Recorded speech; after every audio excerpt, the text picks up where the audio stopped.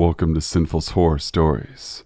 Today's video features truly terrifying cave experiences.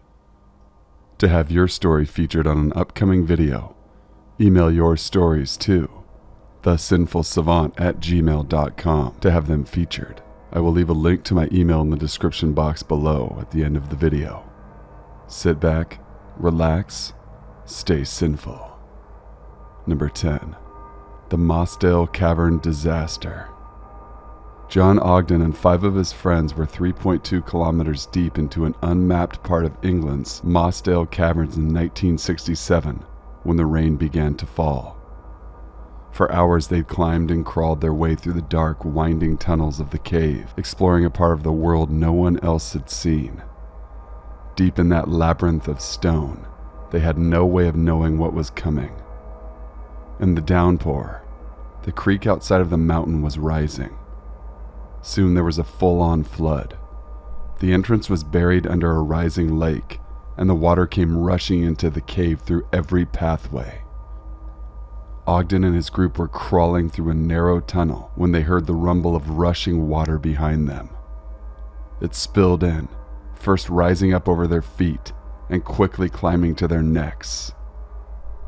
The group's only hope was a small crack in the rocks up ahead. Ogden forced himself up the fissure, pulling his head up to a tiny pocket of air on the top. There was no room for anyone else. Beneath him, the water filled the tunnel, and every one of his friends died. Ogden alone had his head above the water, trapped in a narrow crevasse. It took days before anyone found him. By then he was dead too, still stuck there in that narrow pathway, struggling for a last gasp of air. Number 9. The Cave Beneath Paganica Bay. In 2002, divers found MK's body at the bottom of an underwater cave in Croatia, 54 meters below the surface. He was alone, but his diving mask had been removed, and there was a 30-centimeter knife lodged into his chest. At first, the police investigated it as a murder. MK had gone cave diving with friends, and the police began to suspect that one of them had stabbed him and thrown him overboard to hide the body. Forensics, though, revealed a truth that was more chilling than any murder. MK had gotten lost in the maze of the cave, and his oxygen ran out. With no air left, he started drowning. He swam up to an air bubble between 2 rocks and tried to breathe it in, but it wasn't enough to save him. He would die here, he realized, and it would be a horrible and painful death. Number 8. Lost in Fontaine Caves. Peter Verhersel was a risk taker. When he and his friends went cave diving through Fontaine Caves in South Africa in 1984, he ignored every safety guideline. There was a line through the water that you were supposed to follow, but Peter's curiosity kept driving him to explore passages off the planned path. The third time he did so, his friends couldn't find him. Peter swam through a maze of tunnels and soon realized that he was lost. He was trapped alone in a cave with no idea how to get out, and his oxygen was running low. In a stroke of luck, he found a small island at the end of the tunnel. He climbed out of the water and onto the island. Now, at least he wouldn't drown, but he wouldn't have enough oxygen left to find his way out. His only hope was to wait for rescue. Peter waited for hours before he gave in to exhaustion and fell asleep. When he woke, no help had come. He sat in a pitch-black cavern with nothing to eat and nothing to do but wait. It took rescuers 6 weeks to find Peter. By then, his starved body had withered to bones. He left one final message behind for his wife and mother. In his last days, knowing he would die, he scrawled in the sand, "I love you, Cheryl and Ma." Number 7. The Rescue of Dion Dreyer. In January 2005, Dave Shaw was determined to retrieve Dion Dreyer's body. Dreyer had been dead for 10 years. Lost 885 feet into Bushman's Hole in South Africa, but Dave was going to bring his bones back to his family. He found Dion's body without a problem and hooked a line to it so he could bring it up safely. When he tried to cover the body with the body bag, the head snapped free. The body started to float away, and catching it turned into a vicious struggle. Dave's breath sped up. Soon he was breathing faster than his rebreather could handle. The carbon dioxide it was supposed to filter out was coming back into his lungs, making him confused. His efforts to get Dion into the bag were getting wild and careless, and he was staying at it for too long. After 5 minutes, Dave gave up and started swimming, but his light got snagged on the cave line he'd attached to Dion's body. Dave tried to get free, but Dion's body was dragging him down. He panicked, his breath faster than ever. Dave was choking on his own exhalations.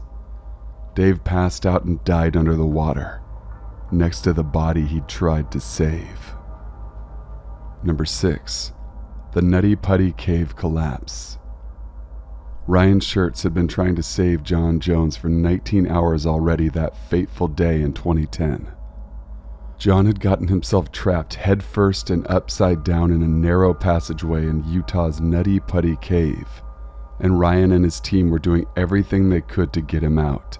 While his men built a pulley system meant to yank John out, Ryan stayed with him, talking to keep him calm. "I'm sorry I'm so fat," John said. "It would be so much easier for you guys to get me out if I wasn't so fat." Ryan promised that he'd be his workout buddy when they got out. For now, the pulley was in place and they were going to start pulling. John needed to get ready. When they yanked him up, John shrieked in pain. They gave him a break. Ryan talked him through it and they pulled again. This time, though, things got worse. A natural arch through which the rope was fed shattered and the rope broke. A metal carabiner fell and hit Ryan in the face, causing him to bite his tongue in half. John fell back down the hole. Ryan had to get out. While blood dribbled out of his mouth, he promised John that he'd be back for him. Ryan's team helped him escape the collapsing cave, and Ryan's father went in to take over for him. "We're going to get you out," he told the man trapped inside. But John was already unconscious. He would never wake up again. Number 5. Floyd Collins in Crystal Cave. Kentuckian Floyd Collins found Crystal Cave in 1917, and he was determined to explore every inch of it. For 8 years he squeezed through its passageways until the day he got trapped. His lantern had started to flicker, and Collins was trying to get out before he lost light. He was climbing his way up a tight passageway when he knocked a 12-kilogram rock loose. It came crashing down onto his ankle, pinning him in place. For the next 17 days, rescue teams tried to save him, but nothing they tried worked. In time, they brought in miners to dig a shaft to him, believing the only hope was to make a new way out. While he waited, Collins was becoming a celebrity. Tourists from all around were coming to see his rescue, with hucksters setting up booths to sell food, drinks, and even souvenirs. The mine shaft took too long. On his 18th day in the cave, Collins succumbed to hypothermia, thirst, and hunger. Number 4. The Cave Creek Disaster. The group of 17 students who visited New Zealand's Cave Creek in 1995 didn't think they were doing anything dangerous. They weren't exploring narrow pathways. They were on a guided tour, staying on a beaten path designed for tourists. When they made it to a platform that overlooked a chasm, some of the boys couldn't help but notice how flimsy it felt. As a joke, they jumped and shook it, marveling at how precariously it seemed to be built. They figured it was all in fun. In an era of safety regulations, they assumed that it just looked flimsier than it really was, but they were wrong. The platform had been built by men with no experience in engineering.